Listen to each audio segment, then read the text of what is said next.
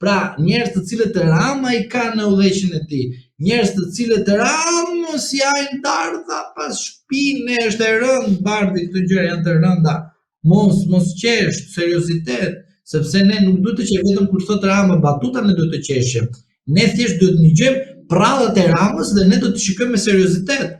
E kuptoj unë atë që ti do të qesh, edhe unë po qesh, po mbahem. Prandaj mbau edhe ti, se do të dëgjojmë spakun se si qesharake do veprojë dhe gjithmonë në kurriz të popullit shqiptar, duke kalbur njerëz nga përburgje, pavarësisht a ka prova, s'ka prova, gjatë javës, gjatë kohës, gjatë muajit do t'i gjejmë gjatë rrugës, por atë ma mba brenda pse? Se populli ta haj sapunin për djathtë. Çfarë? Që politikanët për të korruptuar janë të gjithë. Vetëm ata që s'janë të korruptuar janë 20 shenjtor brenda spakut dhe Edi Rama ke pra 20 dhe 21 na bëjmë jemi në rregull, ke 21 shenjtor. Pra 20 të spakut shenjtor me krye shenjtorin Edi Ramën. Janë të paprekshëm ata. Ata janë angel, ata nuk korruptojnë. Jo. Ata nuk kanë ardhur nga plepat një. Jo. Rama nuk ka ardhur nga bashkëpunimi me Sali Berishën e Fatos në anën në Ilir Metës. Jo. Ata nga Zoti kanë zbrit në tokë dhe ne i themi mirë se erdhët Perëndi e madhe. Pra një mashtrim i tërë që ndodh në shqiptarët që besojnë që Spaku do të sjellë ndriçimin. Spaku ju ka sjell faturat dhe ju nuk i shikoni dot, po do të shikoni me vonesë. Prandaj them që edhe sikur ta arrestojnë Ramën, edhe sikur mos ta arrestojnë Ramën, përsëri Rama do të jetë ai që bën punën e vet. Çfarë? Punën kundrejt atyre që Rama do t'i pastrojë në Partinë Socialiste. Manuali 1944 është në vazhdim, nuk është i ndërprer, madje është i sofistikuar. Vendos Altinin, pas Altinit vjet tjetri dhe bën manualin, është shumë i qartë. Do të kalojmë sërish te Spaku dhe konkretisht tek ajo se çfarë do të bëjë Altin Dumani deri në përfundimin e mandatit të tij. Por të mbetemi sërish te Shtetet Bashkuara të Amerikës dhe Edi Rama.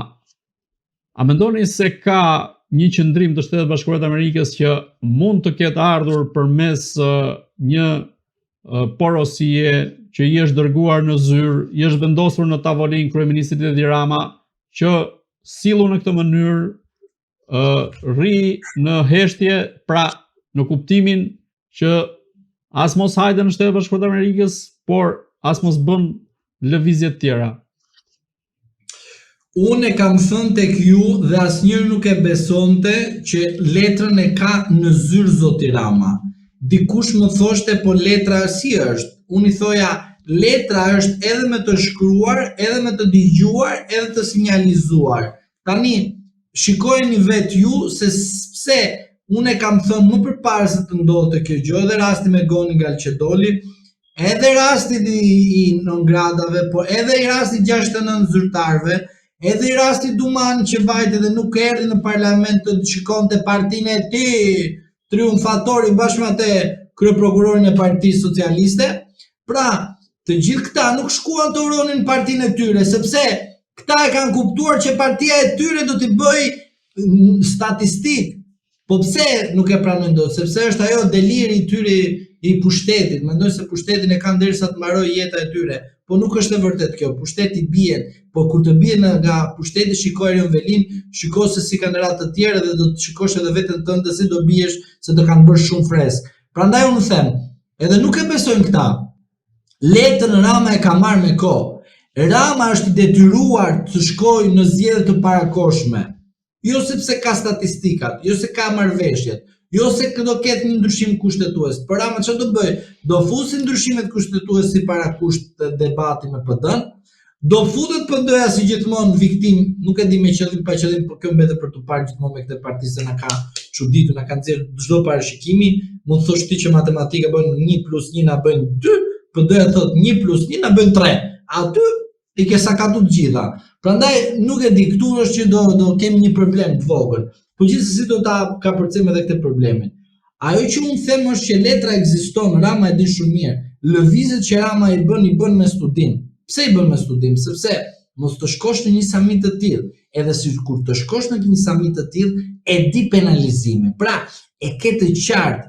Dhe unë them nga ana ligjore, Rama nuk mund të arrestohet atje. Rama, po do të arrestohet, duhet të vijë këtu letër porosi dhe Rama të shkojë direkt atje. Pse? Sepse ne ekstradimin nuk i kemi ekstradimin ashtu siç ishte përpara.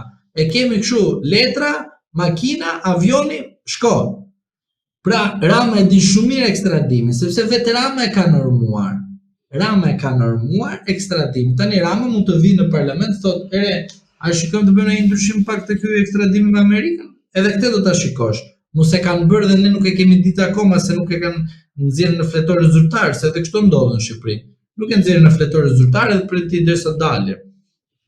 Prandaj, ajo që unë them tek ju është kjo, që po, zoti Rama e ka, zoti Rama e di shumë mirë që në këto zgjedhje mund të ketë fituar duke vjedhur, duke përcënuar, duke marrë peng politikisht ato që ne themi gjithmonë që ekziston edhe kërcënimi politik, edhe kërcënimi pjenëmarrjes, të këto gjëra janë në aspektin politik se në Shqipëri jemi edhe ke mundësi të arsyetosh dhe të shikosh një pas një dhe si kanë efekt tek populli jon, por ajo që unë shikoj të kjo ngjarja që Rama po edhe mund t'i kenë hequr vizën, sepse viza normalisht në Amerikë është pak një procedurë e shumë e konklavitur, por ajo që unë mendoj është që zoti Rama, para se t'i heqin vizën, mira është t'i bëj vetes një autokritik dhe të jetë i gatshëm të shkojë në zgjedhje të parakoshme, jo me justifikimin e dyshimeve kushtetuese,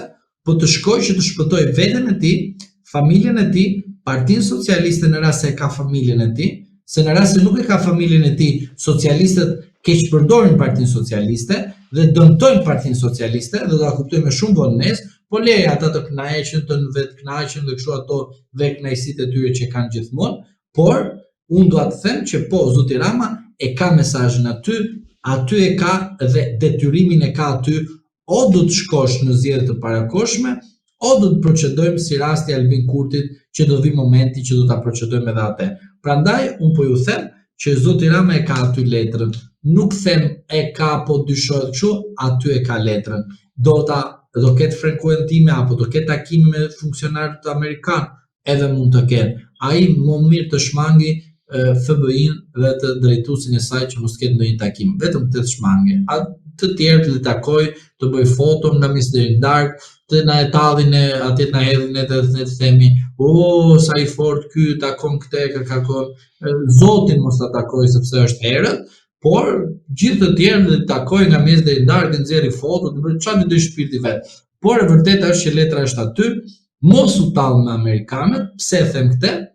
Se amerikanët kanë një natyrë dhe kemi thënë po tek ju. Pabesim nuk e falin, gabimet i falen. Pra, është gjë e bukur që më mirë të gabosh se sa të bësh diçka të pabes ndaj amerikanëve. Avokat, të kalojmë pak tek pjesa e SPAK-ut. Ju si mendoni, çfarë goditjesh mund të bëjë Altin Dumani në aspektin e zyrtarëve të lartë teksa ai po shkon drejt mbarimit të mandatit dhe tashmë është hapur dhe gara për kreun e ri të SPAK-ut? Qa pastrime, se nuk e dëgjova çfarë ishin ato pastrime. Do bëjnë ai pastrim Dumani, do bëjnë ai pastrim të fundit. Po, thosh bëpis. Po. Këtu ishte Rama dhe ishte Dumani dhe po ja pastronte, thosh bëpis. Edhe pastronte pak. Edhe kështu i bën Rama se Dumani ja pastron. Shiko, e vërteta e dikush është që nga pastrimi vjen gjelbrimi dhe ato pastaj vjen edhe gjëra të tjera që kërkohet sapuni, pastaj hajde pastroj dhe kështu me radhë. Është bëpis pak e bëpis. Kështu ndodhin arrestimet aty. Pra, në rast se Rama është bëpis, shko Dumani bën e bëpis.